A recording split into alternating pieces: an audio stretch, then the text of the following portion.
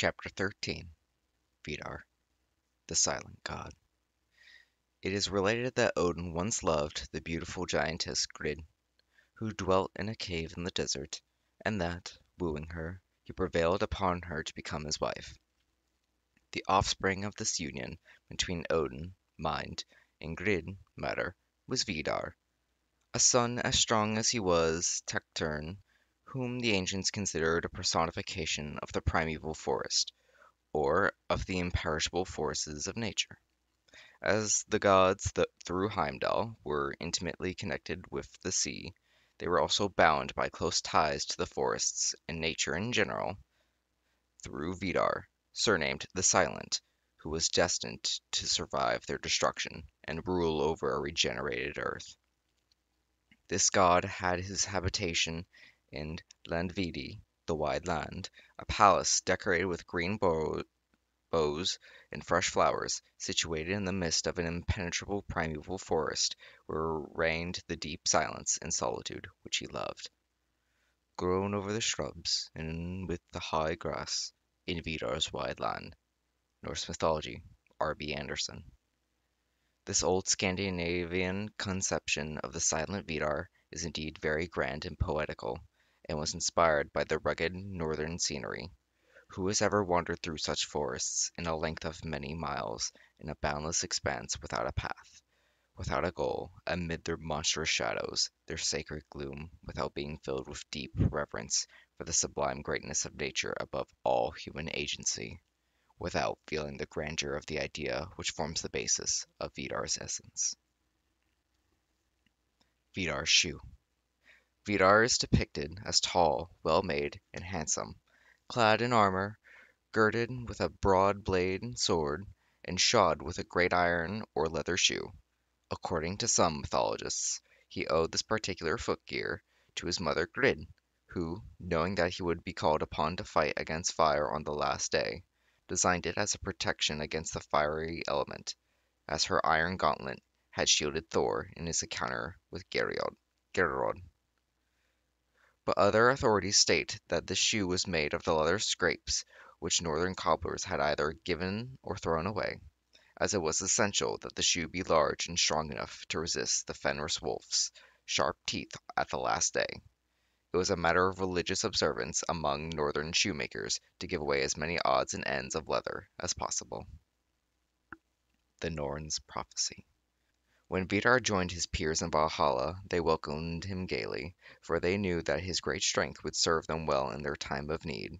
After they had lovingly regaled him with the golden mead, All-Father bade him to follow to the Udar fountain, where the Norns were ever busy weaving their web. Questioned by Odin concerning his future in Vidars Destiny, the three sisters answered oracly, each uttering a sentence. Early began, further spun, one day done. To these their mother, Weird, their primitive goddess of fate, added, with joy once more won. These mysterious answers would have remained totally unintelligible had the goddess not gone on to explain that time progresses, that all must change, but even if the father fell in the last battle, his son Vidar would be his avenger, and would live to rule over a regenerated world after having conquered all his enemies.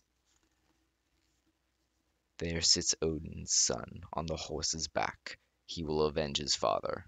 Norse Mythology, R.B. Anderson. As Weird spoke, the leaves of the world tree fluttered as if agitated by a breeze.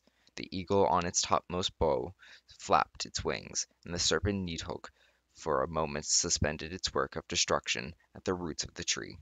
Grid, joining the father and son, rejoiced with Odin when she had heard that their son was destined to survive the older gods, and to rule over the new heaven and earth. There dwell Vidar and Val, in the gods' holy seats, when the fire of Surt is slaked. Vidar, however, uttered not a word, but slowly wended his way back to his palace Landvidi, in the heart of the primeval forest, and there, sitting upon his throne, he pondered long about eternity, futurity, and infinity. If he fathomed their secrets he never revealed them, for the ancients averred that he was as silent as the grave, a silence which indicated that no man knows what awaits him in the life to come. Vidar was not a persona